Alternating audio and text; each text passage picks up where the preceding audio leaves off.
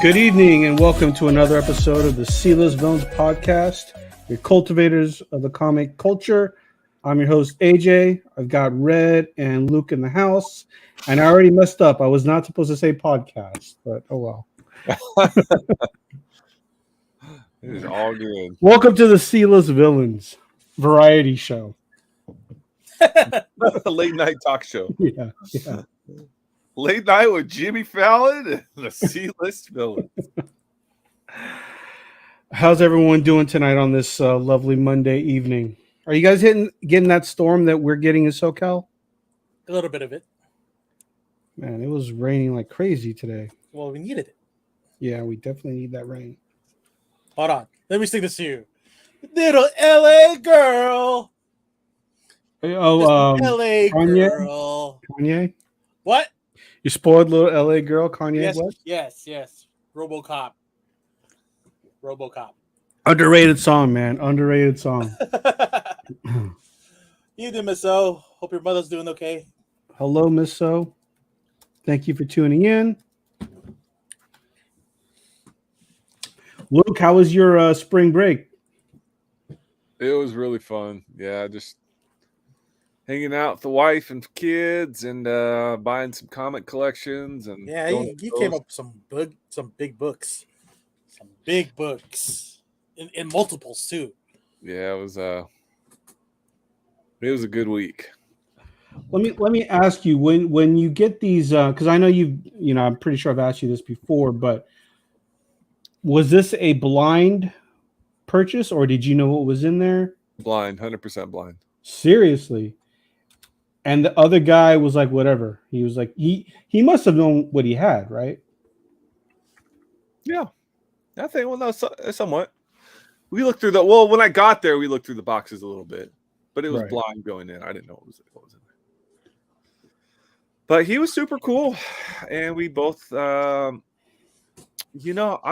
kind of the point now where when I buy collections from people, I don't barter too much anymore. I just kind of give them what they're asking now. I'm like, okay, because I want to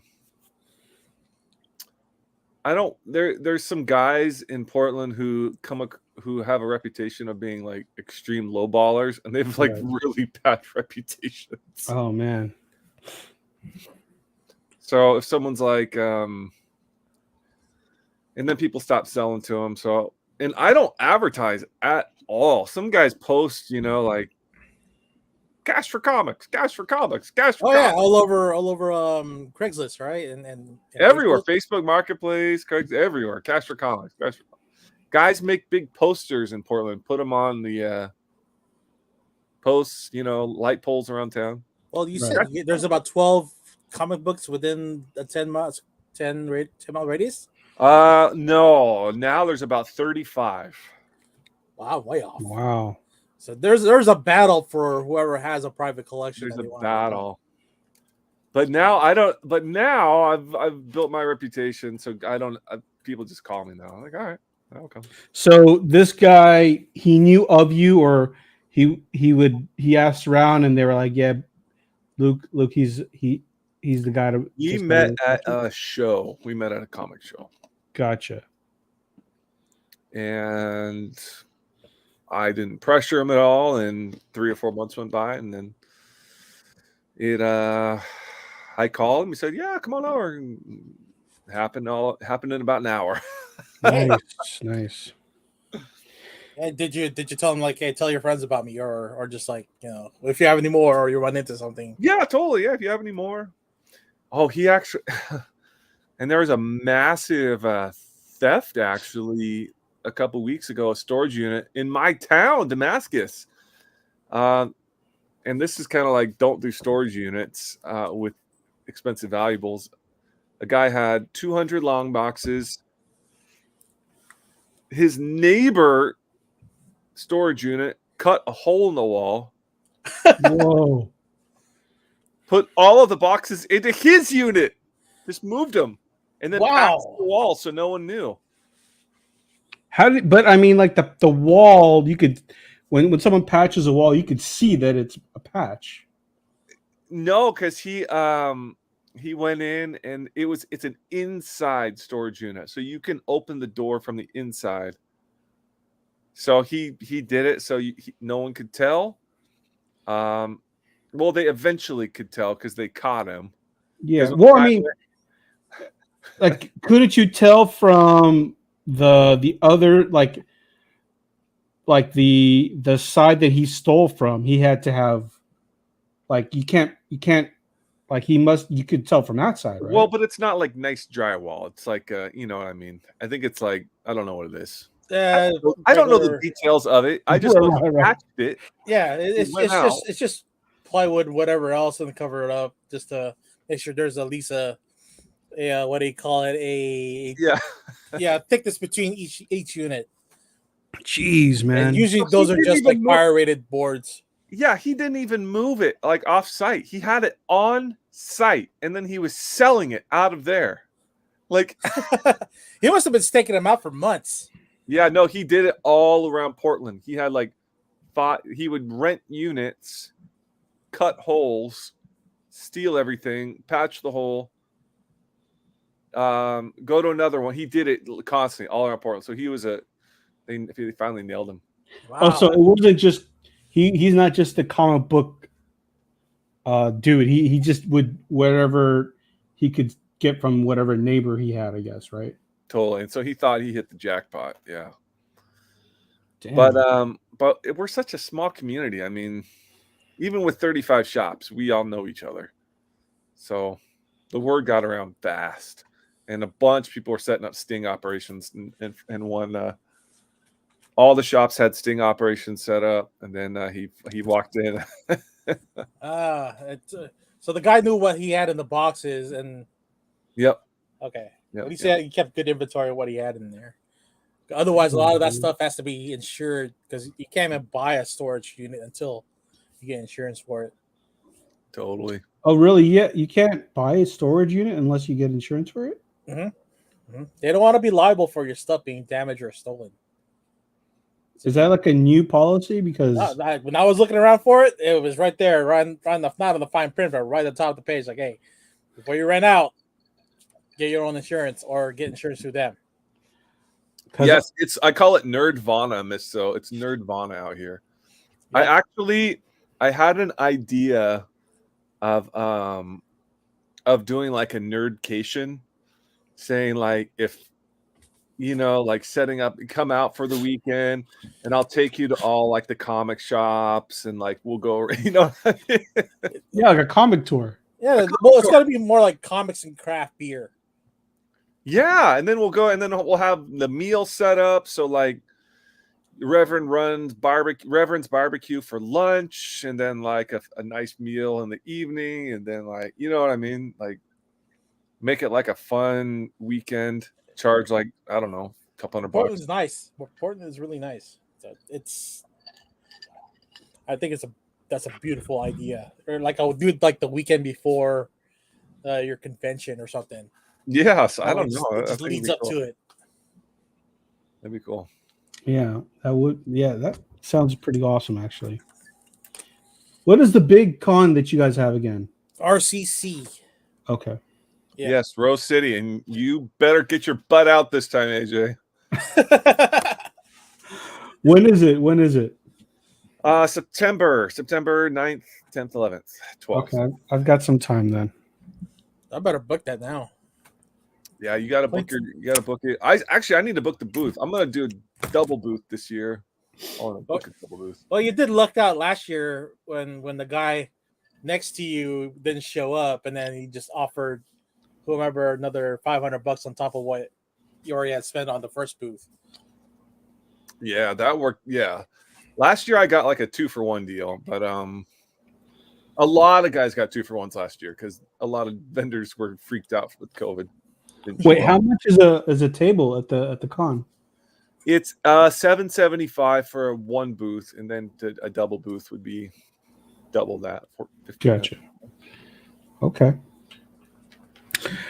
How was your booth over at was it no, that's not that one swap meet place, but where was that again?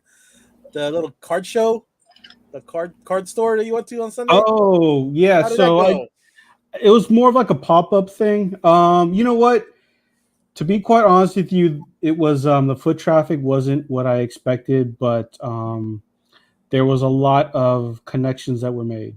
Um, so we'll see. You know, I've got to stay with these different people that I connected with. A lot of us were Nice. all like I had talked to a couple of the tables, and they had done other pop-up type of events, but this was their first time at this particular. It's basically was a card shop during the week, but the shop is really big, and so on weekends they'll have like little events. Yeah. And this past Sunday was actually like a toy geek toy and like collectibles event. So I just got a small table. Like I said, the foot traffic itself wasn't what I was expecting. I was hoping a little bit more, but So how many people came to your table? um I don't know. I mean, Okay, Did how you many sell anything? transactions did you do? wait, say that again. Did you sell anything? And if yes, how many I transactions? I did okay, but it wasn't what I was expecting. I thought I would do a little bit better. But then I kind of realized because I was talking to some of the other this other vendor, like the stuff that I have is a little more. It's not like high end, but it's like collectible stuff, right? And Dude, you just gotta come set a table up here in Portland at these little. I did a little comic swap, 4 hours, 10 grand. oh wow. Portland is like a nerd. You just gotta come to Portland. Well, I found out that this past weekend there was 4 different shows going on. So, oh no, three. So we were competing with some other ones that I didn't know about, and In the same vicinity or all in Southern California. Yeah, okay. all like within either Orange County, LA. And so we were competing with other ones, and then the foot traffic. And I was talking to another guy that I met. He's done other events, and he was like, "Yeah, the weekend was okay. We made a lot of good connections and networking, but a lot of people were bringing like their kids, and like kids aren't gonna be like no one's gonna like a kid might see a Stan Lee pop, but their parents not gonna pay $100 for that pop. Instead, they're gonna buy them a pack of Pokemon cards or like $3, $4, or $5. See, I tell my kids you can get whatever you want. Anything. You can pick out one thing. And they always pick out like a $10 toy. Right. They're pretty I'm like, you can get practical. anything. I would literally buy you anything you want. But I want this $10 toy. I'm like, all right. But yeah, I mean, it was cool. I mean, it was my first time ever doing some sort of pop-up event, and it's not going to distract. It's not going to stop me from wanting to do more. From talking to some of the other tables, they gave me recommendations of other local pop-ups that where like there's more like collectors that are willing to spend more money. Oh, I'm not in the East Coast though, brother John. Okay, what was the most expensive thing on your table? The most I had 2 Hot Toys, one for $450, another for $350, and then a Back to the Future flux capacitor for $500. Okay, that's the one from San Diego. No, I bought this just recently. Okay, and then what was the most expensive book that you're selling? I didn't bring any books. I only brought toys. toys and pops. Yeah. Okay, all right. I brought a short box of variants, but I mean that was like I wasn't expecting to sell any of that. It was mainly toys and pops that I was trying to sell. Okay. And like little memorabilia stuff. All right. Well, what was your grand total minus your I'm not saying that on the air, man. Well, just give me 4 figures, 3 figures. No one cares. I did okay. I did all right. We'll just leave it at that. I'm not going to say All anymore. right. So you didn't sell your grails at all? None of your grails? Like when you say grails, those are all like I'm keeping that stuff Okay. until it's like time to really until it's like life changing, life altering stuff. So yeah. Oh, like a you know that that one that goes on this finger. I mean that's got yeah, well life altering. That's all I can say. That's right, Herbs. The IRS is listening, but you know, I think AJ works for a little. He's safe. Yeah, I pay my taxes. Yeah, I do I'm the too. I do I'm too. the LLC. I gotta pay my taxes. Well, before we start the show, please like, subscribe, hit that notification bell so that you know when we're on. And again, we're trying to get to 500 subscribers. And yes, we do have a giveaway. We haven't forgot about it yet. We'll figure something out very, very soon. I may even have another giveaway to give, but it's in the works. So we'll see. Maybe it was one of those hot toys that he was selling. I don't know about that. I don't know about that. Hey man, sometimes you got to give something up real big that way we can get those numbers that we're looking for. We'll see. We'll see. Yeah, when I get that, we'll see. It's like, nah, never mind. No. Well, let's start off with some pop culture sad news. This hit me pretty hard. Taylor Hawkins, drummer of Foo Fighters, one of my favorite bands, he passed away. R.I.P. to Taylor Hawkins and R.I.P. to the condolences to his family and to the Foo Fighters. We lost one of the greats when it comes to drummers. Also, Alanis Morissette's drummer. Oh, really? That I did not know. Yeah, That's yeah, they stole him from Alanis Morissette. Dave did. Oh, is that what happened? Yeah, because it was Dave Grohl who was the first drummer for the Foo Fighters, and then he moved on to guitar. Well, Dave Grohl on his first album, he wrote and played all the instruments. He didn't have an actual band yet, so he did everything. Mm-hmm. And then he eventually picked up band members. Yeah, he stole Taylor from Alanis Morissette, which was, I guess, a good move because she kind of petered out, and they just kept getting bigger and bigger and bigger. Yeah, I mean, every great musician out there has gone from band to band, right? Yeah, a lot of them have for sure. But Taylor is super involved. Like he had a ton of projects going on. Like he has projects going with like a lot of hip hop guys, and like he was a big time studio guy. yeah. He would sit in on a lot of records. He is like I don't want to say the opposite of Travis Barker, but he's not all up in the like hey look at me type of deal, you know. But his resume speaks for itself. You know what I mean? Yes. Can you name some of that off the top of your head? What off the top of I mean, other than like all the Foo Fighters hits, you mean, or Okay, and then what else has he done? What's his discography? I guess what you call. man, off the top of the dome, Jesus, I don't know off the top of my dome. To tell you the truth, you caught me in a you stumped me there. Well, you're such a big audiophile, especially with Foo Fighters and even Weezer. Weezer's your main band. Yeah, I would say, yeah, Weezer, Foo Fighters, and Incubus are top 3 bands for me. Speaking of which, one of my buddies went to I guess there was an Incubus concert in Vegas over the weekend, and he was like, "It's all old people now," and I'm like, "Yeah, that's all it is." No one knows about Incubus now. I know. people our age. Yeah, people our age. So yeah, I mean, they were definitely. He went and he was like, "It's all old people." I saw them in 2002. 2002, I saw Incubus. Right. That was the That was at the height. Morning View concert then, or Morning View tour probably. Something like that.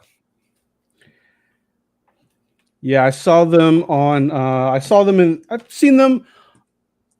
I think the last tour I saw was the one with Talk Shows on Mute.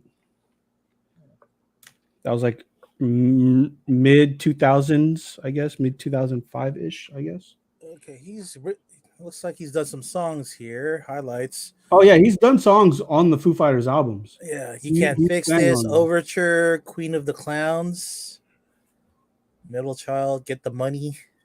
Who's the coattail writers? I'm not familiar with them. It's probably one of his side projects. Hence the name. Let's see. Tie Your Mother Down. Oh, with Queen. Probably play with Queen. I guess that could be a side band, but yeah, I guess the majority of stuff is with Dave Grohl. Yeah. I'm just kind of wondering if they're even like, I know that Dave Grohl and Taylor Hawkins, they were very close. So I'm wondering, is this enough for, I mean, I don't know. I think it's going to be a long time before another Foo Fighters album or tour. Yeah. Because they were touring just recently, obviously. Oh yeah, they were still on tour when he died, but yeah. I think they're gonna postpone it, go through the grieving process, and then finish off the tour. But no, they probably won't come back to the tour's done. I think so too. Yeah. Was that the last one? Was that the last date, or they're gonna? Oh no, they had a ton more dates. No, they weren't. They're not gonna do the tour. Yeah. They'll probably take it. Probably. I mean, Dave Grohl's like he's like the hardest working guy in rock and roll. I mean, my guess is they'll probably take a year off and then maybe next year find another drummer, because there's a bunch of drummers out there still. I mean, they're not Taylor quality, but they'll be there to fill in. I have a feeling they may not even get a replacement. I have a feeling like Grohl might just go back to drumming and singing, because they've got enough guitarists on the band themselves. He could just take up the drumming and sing. Well, yeah, because it's mostly his drum solo on Hero, right? That's him. I mean, Taylor made it better, but it's always going to be Dave Grohl solo. Yeah, so I mean, I know that yes, Taylor has had his struggles over the years.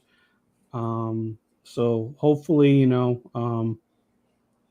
Foo Fighters will come back stronger and better than ever.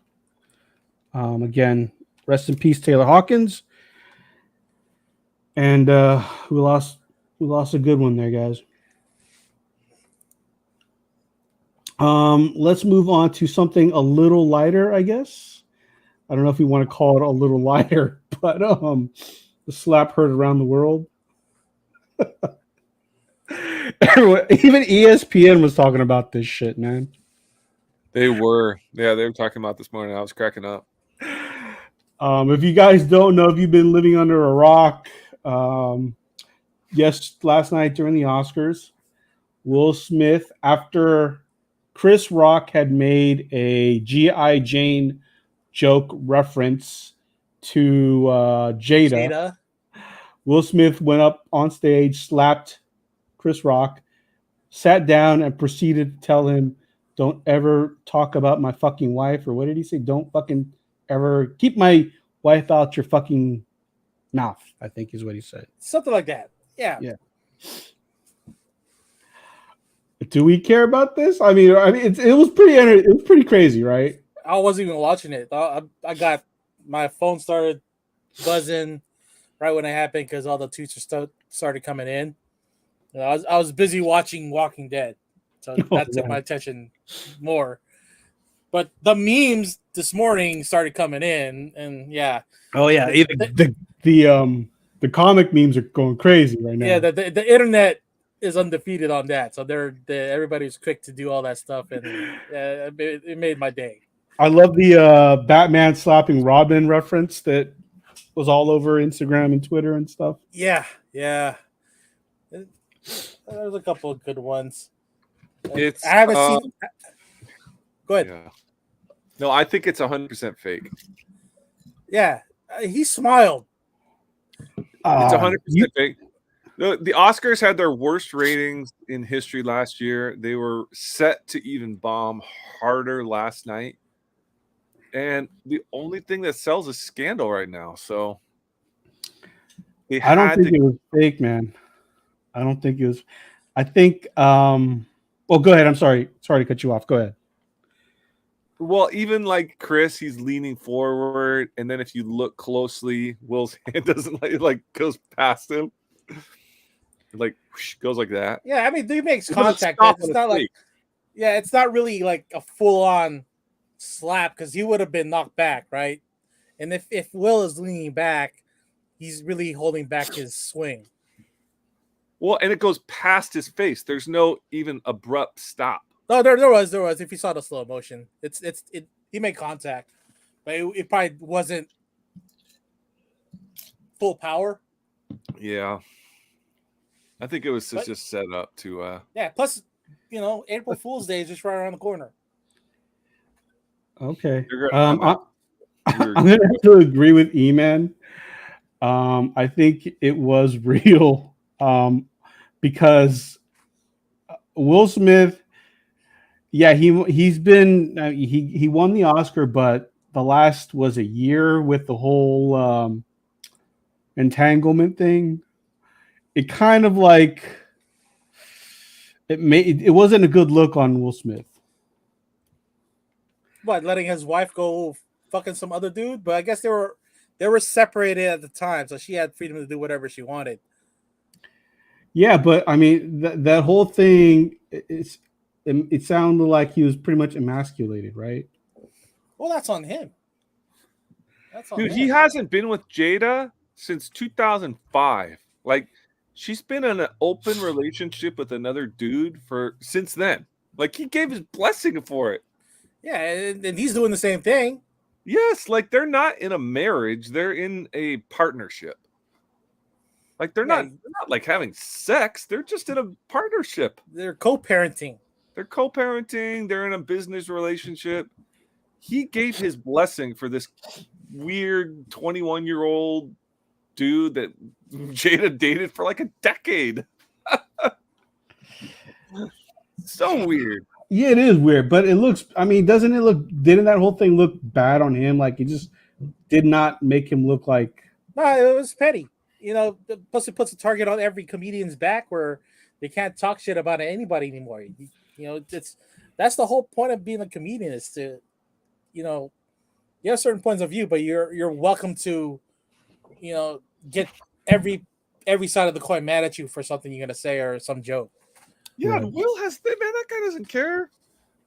I just think it was fake. Come on, man. He knows all the comedians out there. He's Eddie Murphy, Richard Pryor, Dave Chappelle, and they're all in the same brotherhood. Like they're all gonna talk shit on each other, and then especially on their wives, like they're just gonna let it all pass. Yeah. Just like you and I or any one of our friends, we'll kind of rag on each other, but it's still gonna be all good. Right. Well, I'm petty though, so yeah, I know you are. But yeah, I don't. That has nothing to do with anything, but yeah. I mean, it wasn't even a bad joke, right? No, and I'll give him an excuse. Maybe Chris didn't know about her little condition, about her hair loss, and it's not cancer, but it's still a condition. But he was just assuming that Jada always had worn her hair short, or always had gone bald. So it was a bad joke to reference G.I. Jane, but still within Chris Rock's wheelhouse of telling that type of joke. All right. We'll put the nail in the coffin on this. Except I have one more thing to ask you guys. Okay, let's just say I know Luke, you don't think it's real, but if it was real, if it was, and if you look, and I'm gonna play devil's advocate here. If you watch the video, he will initially laughs at the joke, and then you see Jada not happy about it, and that's where it looks like, oh, he's like, oh, I got to do something to stand up to her, right?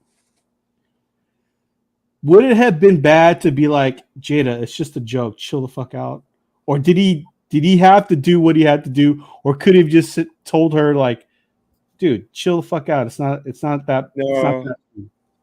because I'd probably be the same way. Like someone would say something, I'd be like, it's funny. And my wife would be like, if my wife was mad about it, I'd be like, oh fuck. Like now I got to do something. I mean, it's not the first time he made a joke about Jada anyway. If she just rolled her eyes and and she's mad, take it backstage. You don't have to deal with it right in front of a studio audience. That's true. No. That's true. Yeah. No, I'm telling you guys, man, this is staged. This is staged. That's why they're not taking away the award from Will, because they knew they needed something exciting to happen during the award ceremony. Because that award show's dead. That award show's so dead. Like, I don't need this governing body of movies to tell me what movies and what best movies are out there or best actor. Like, dude, I'll watch whatever I want to watch. That's great that they all give them this little, I guess, recognition of achievement.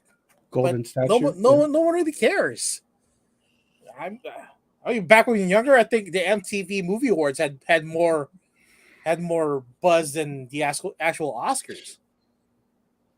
Yeah, I mean the MTV Music Awards had more appeal than the Grammys. Yeah, because it was within our age group. Yeah, and all this entertainment is driven by the youth. So all this highbrow stuff, the Grammys, the Oscars, they're for people our age, or big old audiophiles or cinephiles. Yeah. So I consider the joke pretty tame to how usually is. I never watch Oscars anymore, so didn't care. Yeah, I think most of us didn't really care. It was so There's out something of the better. ordinary. There was something better on TV that last night. All right, There was Walking Dead, and then How the Universe Works on Sci-Fi, on Science Channel. Isn't that what's in that scientist guy? Neil deGrasse Tyson. Yeah, he's on there sometimes. Okay, I thought that was his show, but maybe no. It's a round table of scientists on there. Oh, okay. Yeah, right. And if you're big on space, that's the show to watch. Gotcha. All right, well, let's move on to actual comic related news. There's some. Yeah. Slap me silly. Ultimate Fallout 4 sold for $30K. I guess it was over the weekend. Now it's not the regular cover. It's the, I can't even pronounce the guy's name. Djokovic variant. I think that was a 1 in 50 or was it 1 in 25? I can't remember. But it was a ratio variant. And I believe from what the headline I saw, it sold on Whatnot for $30,000. There's been a couple other sales at that price for that one. So. Oh, really? That's not the first time it's hit that. No. Oh, it hit that last year too. Oh man, 32,000 sale. Okay, I didn't know it hit that last year. Yeah, my buddy actually had his 9.8 up for 30,000 over the fall. I think he sold it, last fall for 30,000. So, damn. There's a shop near me that has 3 294s and a 9.6, and they are like 5,000, 7,000, 9,000. But it's got big so fast that it's kind of like, like a guy, if he wants to spend 30,000 on it, that's fine. No one else is going to, though. That I think Yes. that book is worth 30,000 now. That Yes. just means one sold. Like, okay. Like But here's- giant size X-Men are coming down now, you know. Well, it's gonna go. Giant Size X-Men is gonna go back up though once they hit Disney. You know. It could, but I mean, it went from 20,000 to 60,000 in like 2 months, and now it's like going back down. Like when things get that, like that, the Jujevich was like $1,000 book, and now it's 30,000 in a year. Like what?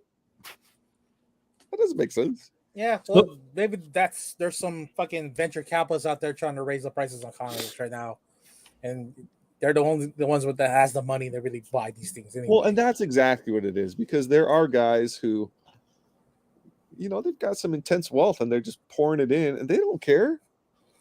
You know, the $30,000 is a write-off anyways for them.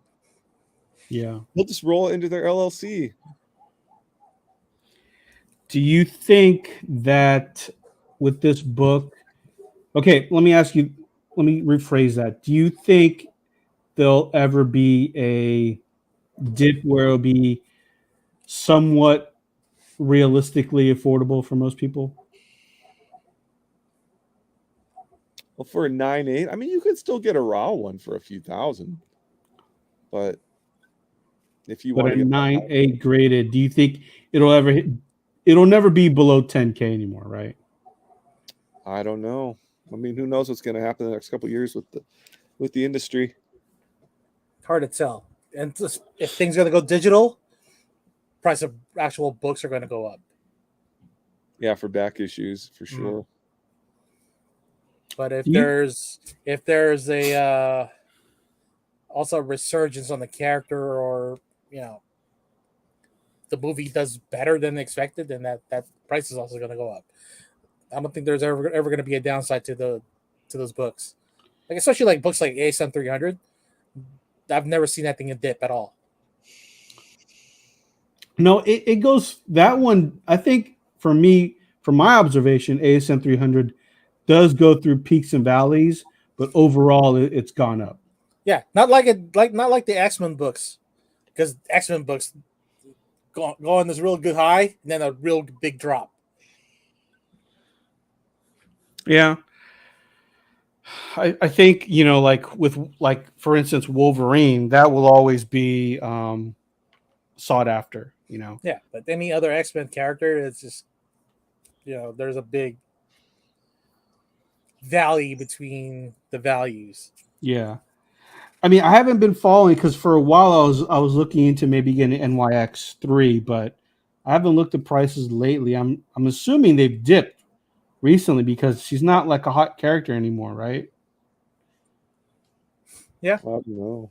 it's steadily falling, but not big enough to really hit the market that hard. Yeah. Hopefully it'll dip to Like a a high price. grade one still is going to cost you about roughly 400, maybe, or I could be wrong. I don't even know anymore. to tell Luke? you the truth. Raw high grade? Probably more like 600-700. Okay. Okay, that's doable. Let me look right now. NYX3. People on eBay are asking about anywhere between 15 2200. About 2200. Yeah, but that's 9.8 fever. Yeah. All right. Any other books, Luke, that okay, let's take the Ultimate Fallout 4 out of this. Nope, that blurs. Well, on the high end on T Collector is 450. Low end, really You got to low remember, end. it's not a rare book. Edge of Spider-Verse 2 was a low print count. Fallout 4 was not a low print count. There's guys that have long boxes full of these. Long boxes full of them. And they'll sell like 10 at a time. But they've got like 300 of them. Yeah, they don't want to water down the market too fast, right? Yeah. Well, do you think there'll be another book of a modern a modern book that's going to hit around that price anytime soon? And Fallout? I don't think so. Other than Batman Who Laughs? The only thing I could think of is something still in the children, but if that hits Walking Dead status, but even Walking Dead isn't insane, Yeah, I mean, Walking Dead did hit what I think at its peak, right? It hit 20K when it first came out. Peak, yeah.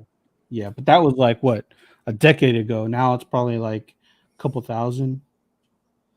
Totally. Yeah. Let's see.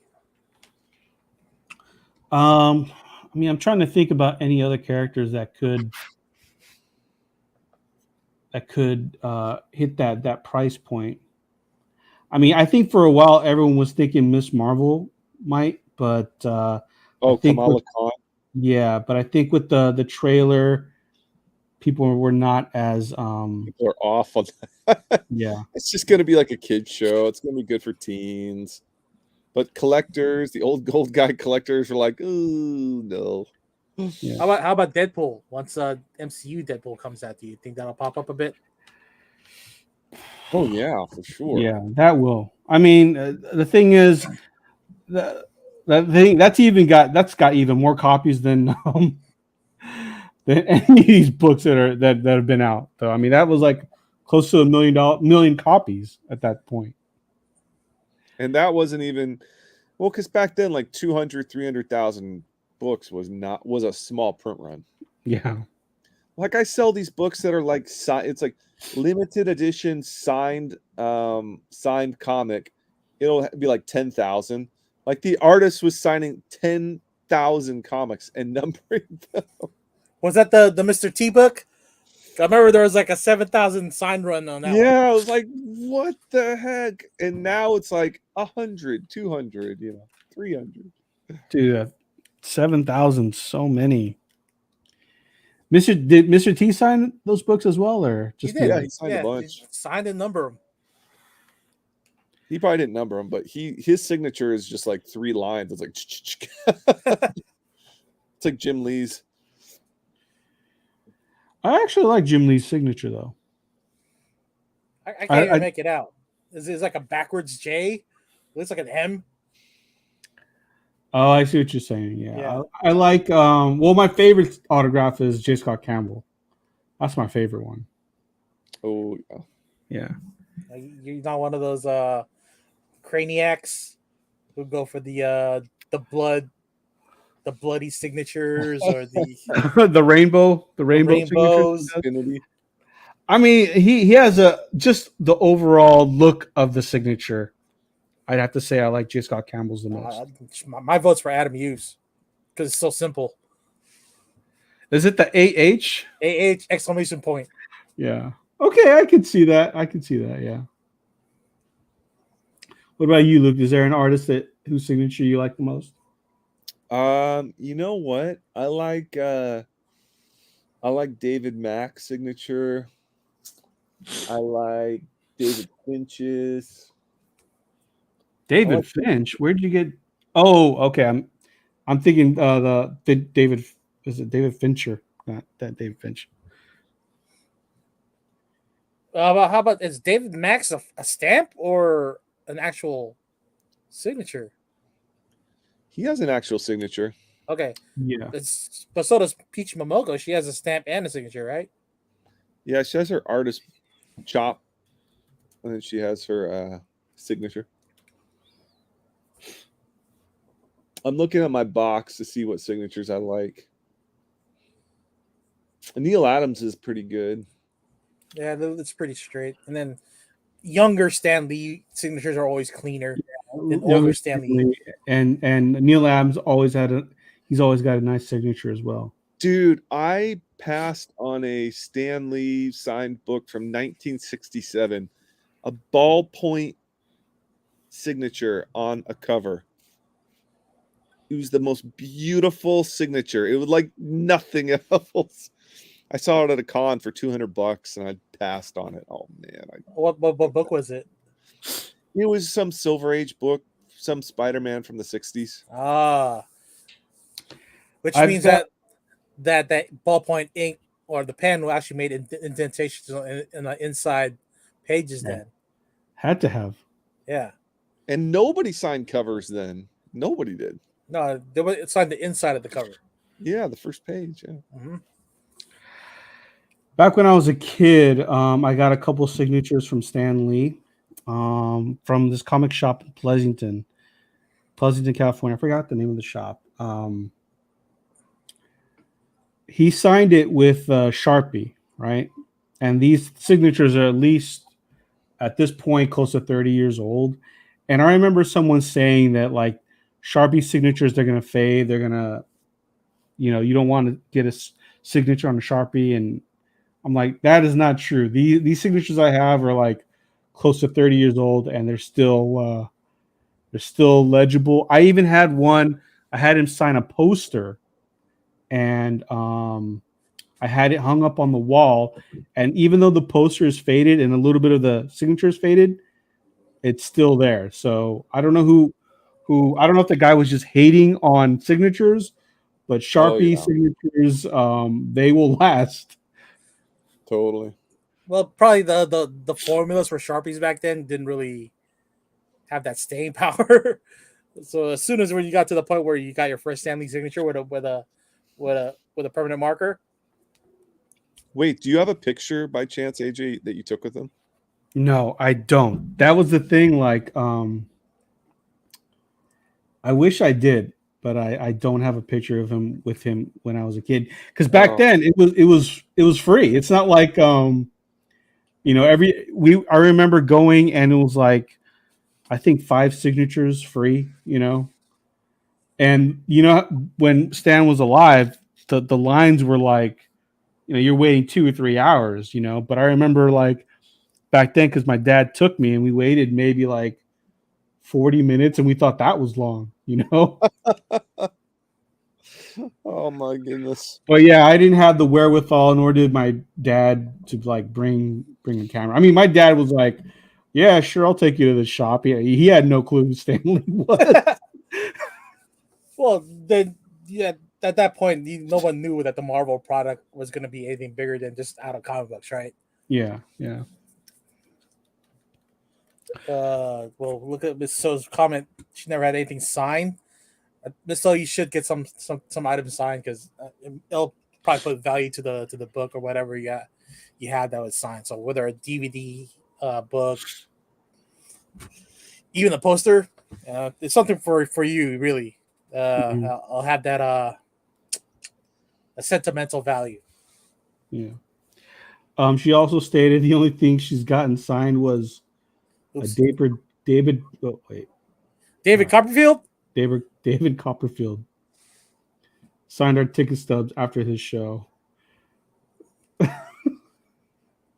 Does he still perform? Yeah, he still does. Oh yeah, of course. Yeah, he still does Vegas. Yeah, he's still making that big. Yeah, big I think money. he's still at the MGM. Oh yeah. Yeah, he probably does like a roughly 3-month show and then closes up for the year. Like all these acts in Vegas have that kind of contract now. They do the 3-month thing, and that's it. Yeah, 3-month booking. Oh, man, that's the life right there, dude. Well, we're 3 months out of the year. Well, Britney Spears did it. Celine Dion did it. Who else? They did a Michael Jackson one and Beatles. They're going through the whole catalog, and I guess they had the Cirque du Soleil people doing it. Yeah, I shouldn't say work 3 months out of the year because I know that they're working before that to get everything ready. But yeah. But only work that 3 months, and there's your season, and then take a break, and then go back at it. Yeah. And to go back on signatures, notable mention. I also love George Perez's signature. That's a good one to have. Dude, never seen it before. Picked up like 5 signed books this week by him. Really? At a shop. Yeah, $6 each. I was stoked. What? Dude, I don't even know. Wow. You got a good deal on those. I mean, considering his health and all that stuff, he's not signing anymore. So No, How about Len Wein? Is it Len Wein's signature kind of no, unique that and pretty? signature sucks. it's what? What'd you say? What did you say, Luke? Oh, Len Wein's signature is awful. It's just like there's no top. Like a half cursive. I know AJ has a it's signed out LENW. yeah. Well, I know AJ has a Wolverine with the top of the head, the Funko. Yeah, It's right there in front of you, right on your table. I know where you're at, your house. no, it's not. It's I have it. I can get it real quick. Yeah, might as well show us. All right, I'll show it. Give me a second here. Yeah, I think I was like the year before he died, where he had Len Wein sign that thing, and he told me all about Len, but I didn't have anything for him to sign, and so I missed out on that. And then months later, he kicks the bucket. That was his last appearance at WonderCon.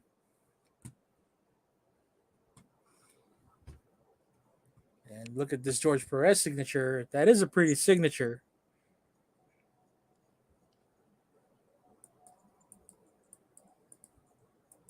Let's see. Let me find another Len Wein here. Yeah, Len Wein. that's sad looking at that picture of George right there.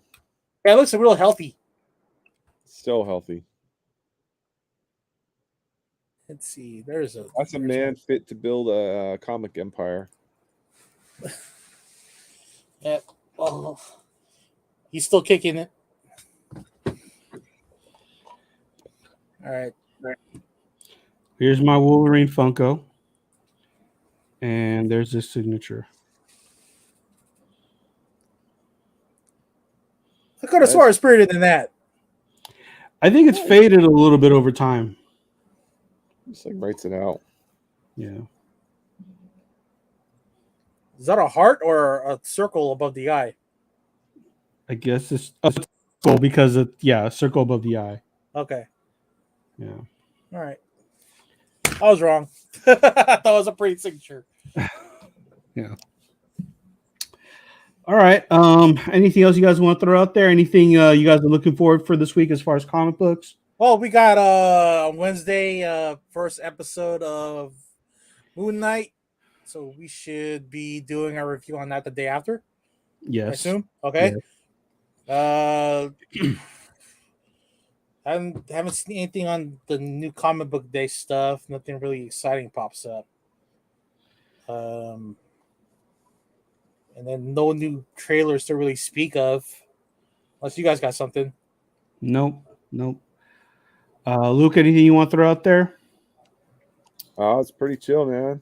It's got a sorting through some new boxes and it's loving life.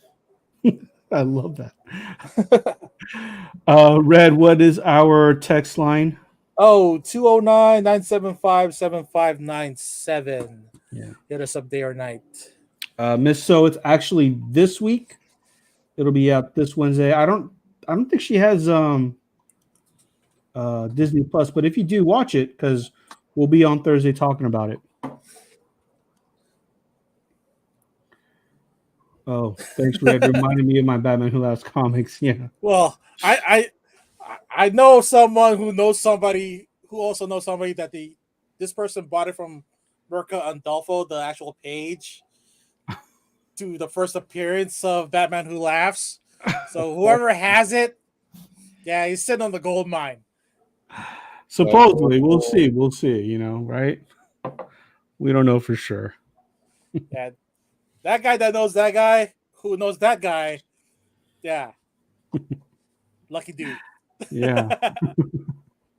Right, AJ? Well, with that being said, guys, thank you for tuning in. Again, we've got a giveaway we're going to do fairly soon. And again, let your friends, family know about the show. And we'll be back on Thursday to talk about Moon Knight. Peace out, guys. Yep. You're just an LA girl. Peace. Thanks again for listening to another episode of the Sealess Villains podcast. your cultivators of the comic culture. Make sure you follow us on Facebook and email us at sealessvillains@gmail.com. You can also leave us a voicemail or text us at 209-975-7597. Be sure to join Luke Week's Facebook group, Rare Keys and First Appearance Comics. And you can follow us on our 2 Instagram accounts, Sealess Villains and Sealess Villains Podcast. Lastly, follow the villains on their separate IG accounts, at Luke Weeks, at C-List Villainous Red, at C-List E-Man, and I am at AJ the Comic Collector. Thanks for listening, and we'll see you all next episode.